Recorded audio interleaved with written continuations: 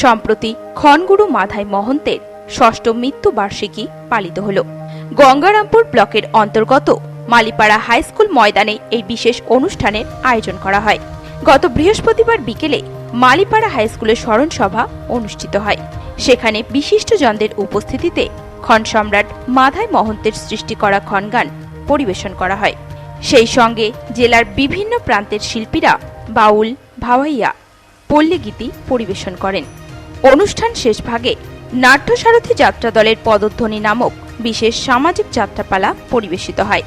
দুই দিনাজপুরের লোকসঙ্গীতের মধ্যে অন্যতম খনপালা গান। এই খনপালা গানকে সমৃদ্ধ করেছেন খনগুরু মাধাই মহন্ত। তার দীর্ঘ কর্মজীবনে 200-র বেশি খনগান রচনা করেছেন। 2018 সালের 15ই মে তিনি প্রয়াত হন। এ বিষয়ে অনুষ্ঠানের উদ্যোক্তা স্বাধীন মল্লিক জানান, আজকে মাধাইদার মৃত্যুবার্ষিকী উৎসব, যেটা আমাদের কালকে হওয়ার কথা ছিল। কালকে যে কোনো কারণে উৎসবটা আমরা কালকে করতে পারিনি, শুধু একটু ভোগ দিয়ে রেখেছিলাম। আজকে তার উৎসবটা আমরা পালন করছি।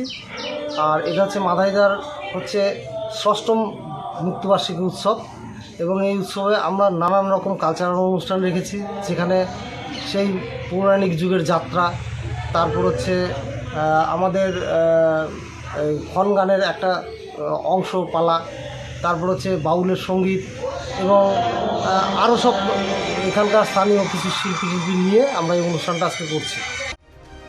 এ বিষয়ে লোকশিল্পী রাকেশ মণ্ডল জানান, আমরা যদি খনগান বলি পশ্চিমবঙ্গে, তাহলে এই খনগানের সৃষ্টিকর্তা বা আবিষ্কারকই এই মাধাই মহন্ত।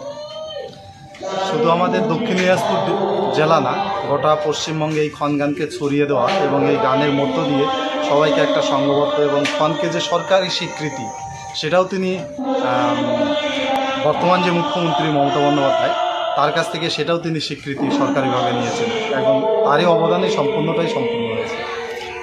এমন একজন কিংবদন্তি শিল্পীর আজকে মৃত্যু দিবস, সেখানে সরকারিভাবে যতটা মর্যাদা পাওয়ার তার কথা ছিল, সেটা কি তিনি পেয়েছেন স্বীকৃতি বা মর্যাদা? না, সত্যি কথা বলতে উনি 2018 সালে 15ই মেতে মারা যায়। তারপরে থেকে যতজন শিল্পী এবং সরকারিভাবে কোনো সহযোগিতা এখনও পর্যন্ত পাওয়া যায়নি। আমরা মাঝে মধ্যে, যেমন স্বাধীনরা রয়েছে, এবার এখান থেকে আরও গ্রামবাসী, এবং এই বাড়িতে যে থাকে বৈদ্যনাথ রায়, ওনার বাড়িতে এই বাড়িতেই ছিল।